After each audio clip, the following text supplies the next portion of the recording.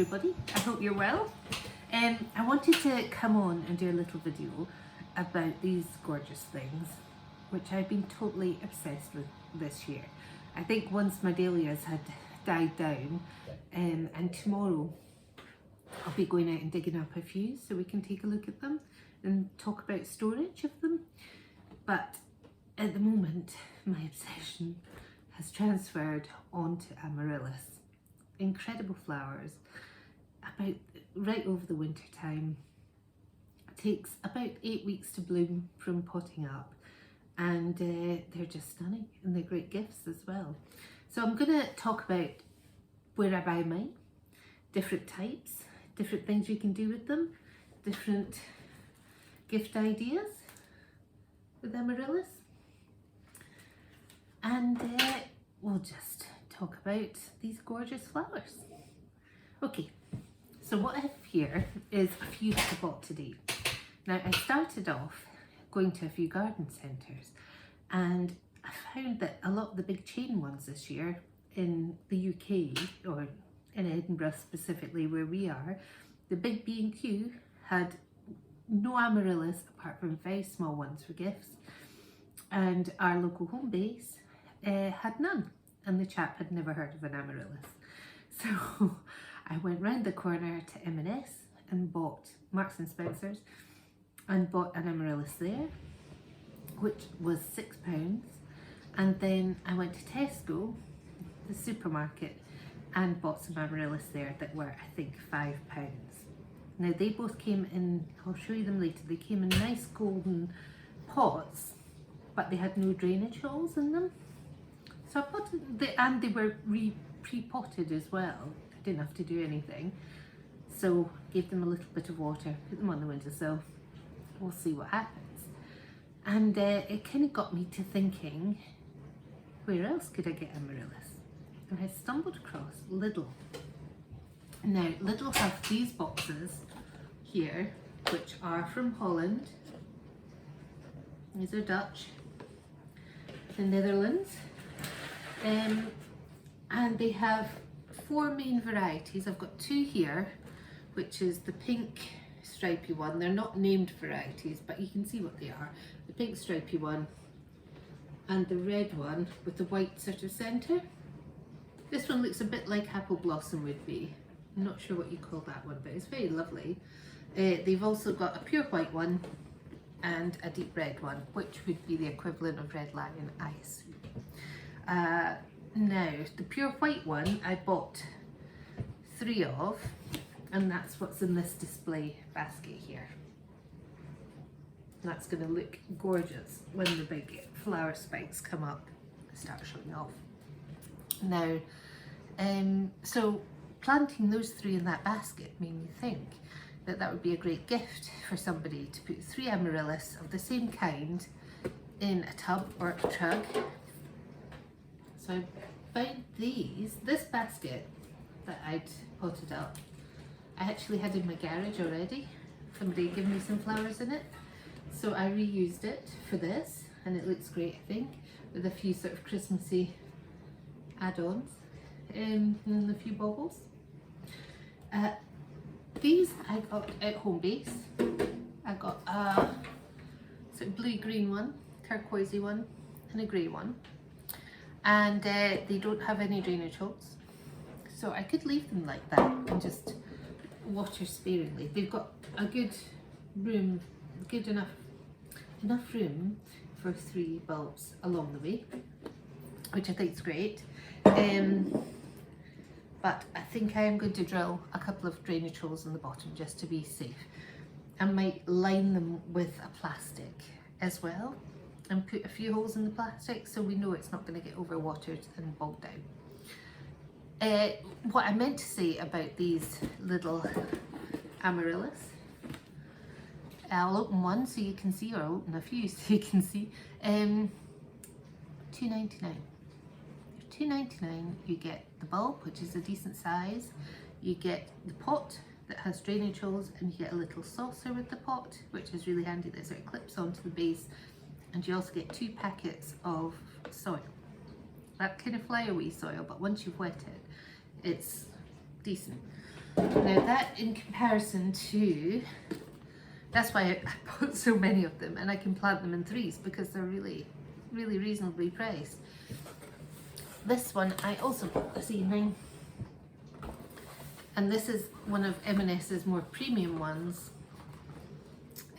which I shall open as well to see what size the bulb is. So this is £8, as you can see, and it's a named variety. It's Amaryllis double petal Aphrodite, happiest on a windowsill with a little drink of water. So it's more a sort of gifty one, if you like. And I'd be interested to look at the size of that bulb next to the size of these bulbs. I assume it's a bit bigger, and normally with Amaryllis bulbs, the bigger the bulb is, the more flowers you get. It doesn't always equate, you know, it's not the same as dahlias, for example, where you split them and you get as much from a little one tuber as you would from a clump of tubers. In fact, a clump of tubers might actually stop it from giving its best, you know, because it's already clogged up. So let's have a look at some of these and see what we can do, and then we might set about drilling some holes in the bottom of the tins and making up some compost. Now I have Amaryllis, and I have had them in the house for a long time, and it's the ones that I have in the house are now in the garage. They're having their dormancy period. So, oh, Betty, what is it, Bets? So, once your bulb has finished flowering, say these were to flower over Christmas, I think we're going to be a bit late. I think they're probably going to be January flowers. So you can gift them for Christmas and they'll flower in the person you've given them to his house. That's lovely. So yes, they'll flower. They might throw up a couple of flower spikes, maybe even 3, and then the leaves come through. And when the leaves come through, it goes through its vegetative period, where it's going to photosynthesize and put the energy back into the bulb, which is really important. You know, without that, you're not going to get any joy the following year. So I have previously left them in the house. We're in Scotland. It doesn't get that warm here, but as long as the frosts are over, you put it in the house for a while after the flowers have gone down. Always chop your flower heads off, otherwise it'll start making seeds and all the energy will go up instead of back down into the bulb. Yes, chop your flower heads off, let the photosynthesize. That's when you start watering it and feeding it. Feed it maybe about once a month with some house plant fertilizer, maybe bio, or what was the other one I had the other day? House plant focus or something like that. They all do the same thing, and just that'll help. Yes, darling. Good, come up. And that will help the bulb build itself up with all the photosynthesis from the leaves. And come on. Oh dear me, what's up? Oh dear, we're getting a bit angry. So with all the photosynthesis from the leaves and the puddy cats, the bulb will get bigger and stronger, and it will put on more growth, and next year you'll get more flowers. But you probably won't get the flowers unless you give it this period of dormancy. So it's been built up with food, it's been built up with the sunshine, and then you have to look at your calendar about then. Now I just put mine, oops, you stuck on my garden. I put mine in the garage. Oh, grumpy.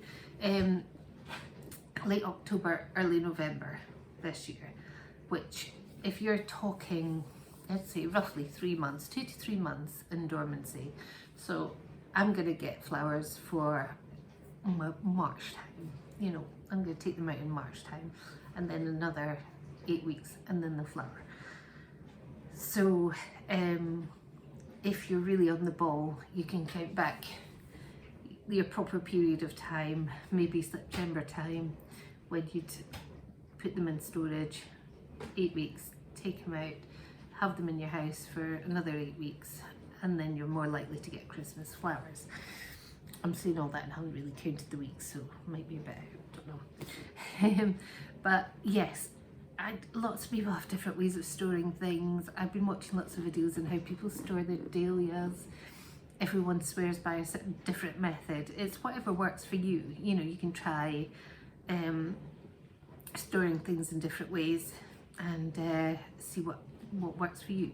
What I do with my Amaryllis is I stop watering them a wee bit before I'm going to put them away, and then I don't chop the leaves off, don't do anything like that, unless I'll take off leaves if they're already dead, and I'll take off any bits that we don't really want on there, you know, that are a bit scabby. This year I gave them a spray with organic insecticide because we had problems with mealybugs, and I had taken them off with the isopropyl alcohol and a little swab. Shush, what is it?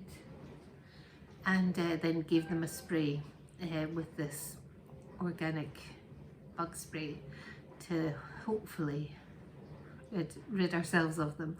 So the leaves, the energy gets sucked down from the leaves back into the bulb and the leaves die. Then when you take them out of dormancy, you can clean up the bulb, you can clean up the leaves. I'm not sure if I'm going to keep them in the pots that they're in with the compost. I might have a look, see when they come out, I might just top dress them a bit. I might take them out completely and take off all the layers off the bulb, so there's no beasties hiding or anything like that, and then restart them off in the house. But in the meantime, we've got all these lovely new things to play with. So I have been following a different way of doing it. Now, you'll probably see and read a lot that Amaryllis don't like to be too wet, which obviously is true. Bulbs don't like to be too wet, otherwise they rot. But I've been following this new method with the ones that I've bought, because I think when they're in storage like this and they're transported from Holland or wherever you get your bulbs, they're sitting in a shop, they're sitting in a cardboard box, they get a bit dehydrated, and you can see them in some of the bulbs, they're a bit wrinkly. As long as your bulb's firm, that's the main thing you want. But so I saw this video on letting the bulbs soak in warm water, just the roots and the bottom half of the bulb to plump them up. So that's what I've been doing. Apparently it gets them started sooner, it sort of wakes them up quicker. So I've got quite a lot that I've done that with, and I've got some that I didn't do that with. So we shall contrast and compare. Let's have a look at these guys, shall we? See what's in the box. Right, you, shush. Oh, hello, he's sitting in my seat now. So in this bowl, I've got some lukewarm water. Can you see? I'll put this down here. And we'll start unwrapping and seeing what we've got. So I'll open the pink ones first. Okay. So, this is your pot with your little clip-on bit at the bottom. That's your bulb. This one's quite small. I take off all the layers on the outside because I think it makes the bulb look better, and I think it stops. You can check for any, oops, there. You can check for any little beasties or infestations that hide in the crevices.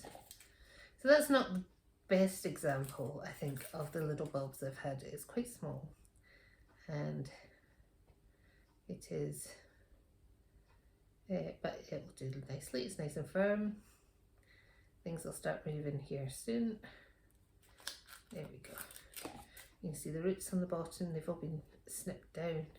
So hopefully putting in some water now will wake them up. So you balance it, so you don't want water to go in the top of the bulb. You just want it to go wet the bottom. So So we've got 2 bags of soil.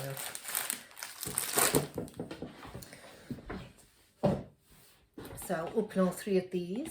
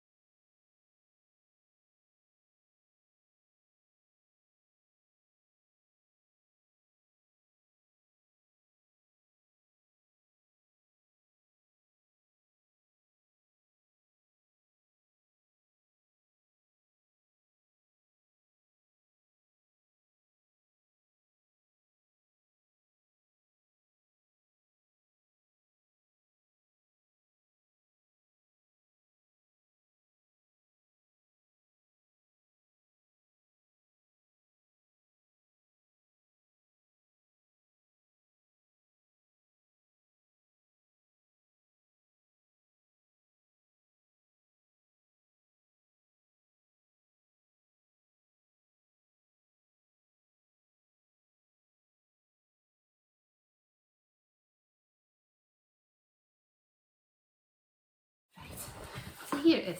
I've not bought one of these before. It did look beautiful, so I was tempted. So this one will be staying at home with me. Oh, it does look a lot bigger, actually. This I think would be like a premium bulb in their collection. It's already potted up. There it is, right. Put it down here. So they are basically saying to you, we've done everything. All you need to do is put it on your windowsill and water it a little bit, and we'll take it from there. So there it is. Again, no drainage holes. It's got these little things that you might be able to drill out. It looks like a decent sized bulb. Great for a gift idea. What I'd be tempted to do would be to sort of take it out of the pot, drill the holes, and then put it back in. Also allow me to get a good look at the bulb. Now there's lots of talk about how deep you should plant your Amaryllis bulb, and this one seems to be planted in relatively deep comparatively. If you look at the nozzle, the top of it, you can see how much is going on there, and I think the more space you have here, the more rings, if you like, where the leaves have come up and the maturity of the plant. If you take it next to one of these wee little ones, you can see it's much older and more mature, hence the price, I expect. But I still stand by these little bulbs. I think that they will give a glorious show, and if you've got the time and the effort to keep them a few years and to do all the dormancy period, they will get bigger and better every year. Right, so this chap is going to get a little bit of water, I think, and I'll think about whether I'm going to put holes in them or not. For sure, I have to get the drill out to put holes in the metal ones anyway, so we shall see.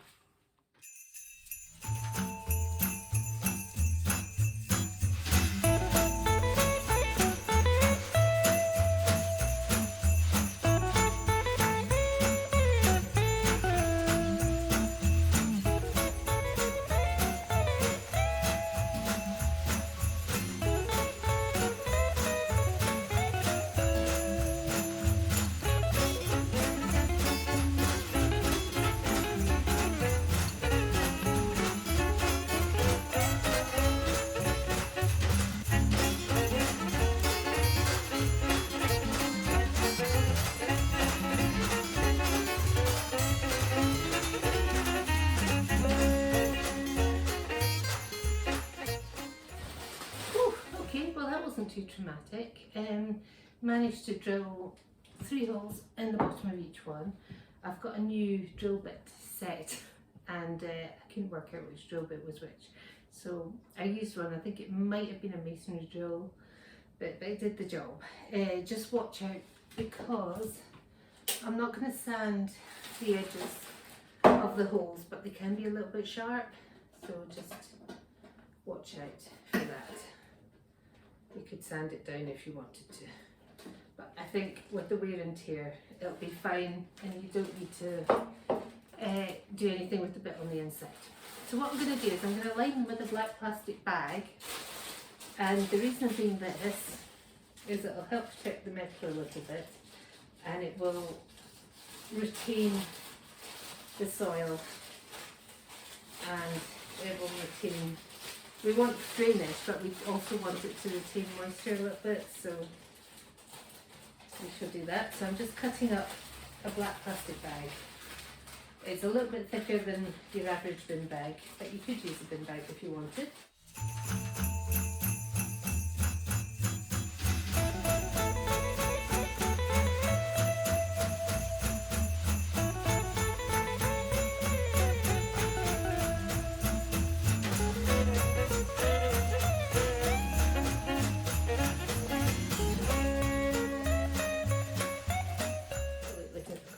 Right, so now we need a big bowl to put our compost mix in. Okay, so I've got this big bowl and I'm going to empty all the packets that I got with the whoopsie daisies with the Amaryllis in there.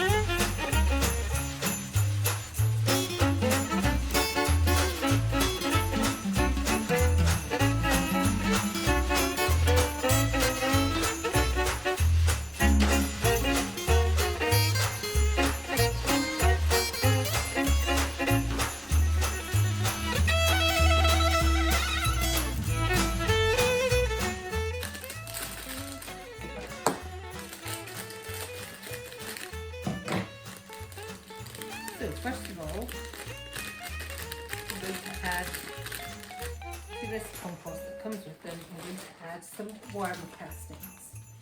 Now this is basically a natural soil improver. It's a natural food, organic food. It doesn't look like anything, it just looks like compost really. I'm not going to add too much. Just put some of that in there and that will keep everything fertilised until you get round to doing maybe liquid fertiliser later. I'm going to add a little bit of charcoal just because it adds another element to the soil, and it's also good at getting rid of things that are overwatered. So add a wee bit of that. And I'm going to add some houseplant compost, and this will alter the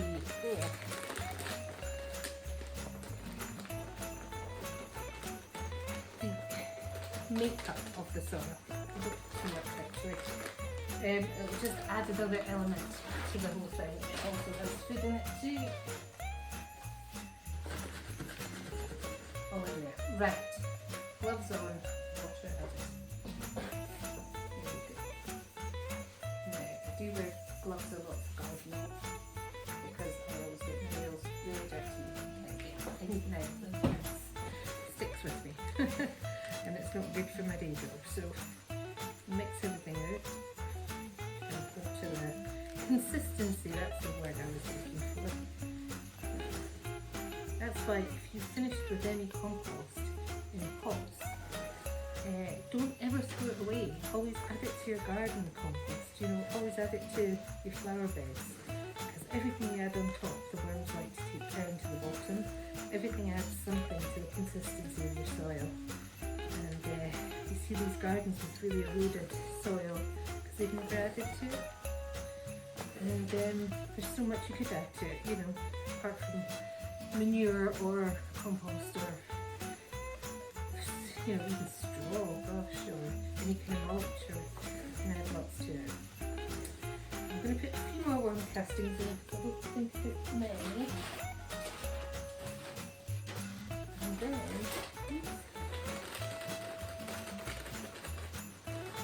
so what it says on the back here, worm castings, natural, versatile, organic fertilizer for germination, fertilization, and increasing productivity of vegetables and other plants. Worm castings is one of the most effective natural products for recovery of degraded soil, restoration of microflora, and increase of plant resistance against disease. Due to its unique properties, fertilizer enriches the soil structure and promotes a harvest of the highest quality and production. Worm castings made in California red earthworms that process organic compost. So it has neutral odour and is ideal not for use not only in the garden but also at home. I bought them online. I'm sure there's lots of different places they do them, not expensive. And they're great for all kinds of plants, all your house plants as well. So mix that in. I am going to add the big pie. Now you'll see with the nature of this stuff that you get with your Amaryllis pods, it takes a bit to soak up water, it doesn't do it, it just runs off it initially. So get your hands in there, mix it up, Right, so I'm going to put some compost in the bottom here. I'm try and keep it within the little liner that I've made.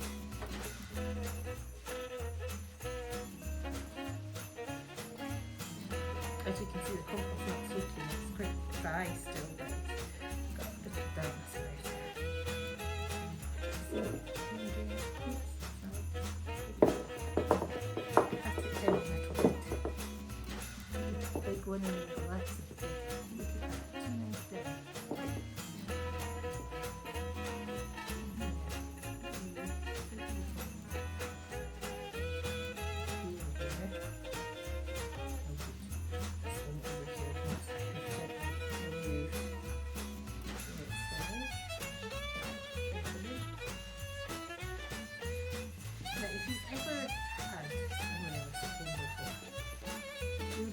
A lot of varieties that can use and then it stops going, when it stops going too far, it's like 4 flowers on one particular point. I think by the time I've had to sort of rest them off against the windowsill alongside, so it doesn't fall over. So even though you don't want to bury your bulbs too deep in the soil, because you don't want above the shoulders. You do want to give them some support.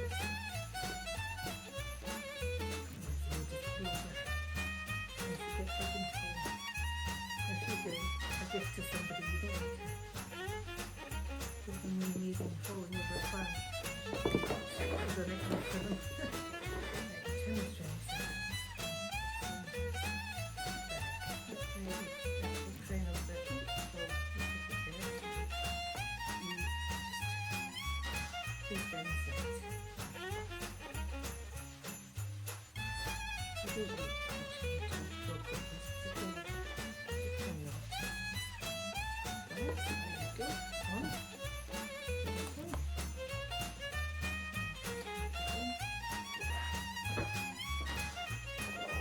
All looks very lovely, but not very Christmassy, so just straightforward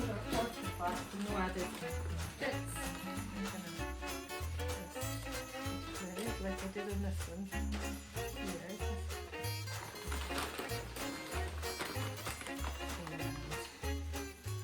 This makes it much more sort of fit to present idea. I got these from the as well. They're like, I got them for making wreaths, but they're very useful for this as well. So you've got nice smelly oranges. Dried oranges. Here.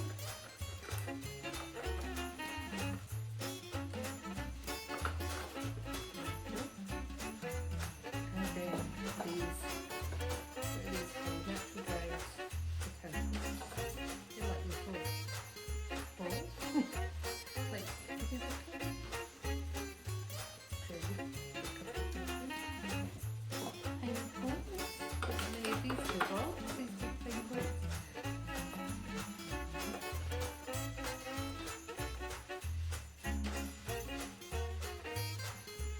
gives the actual planters some interest while we're waiting for the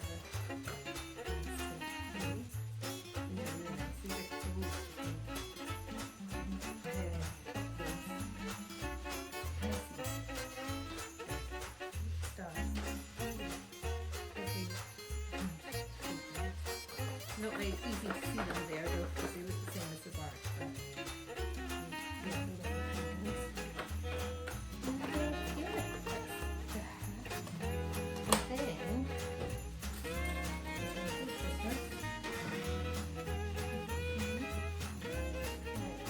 And then, this one's got a pink in it. So use pink bubbles.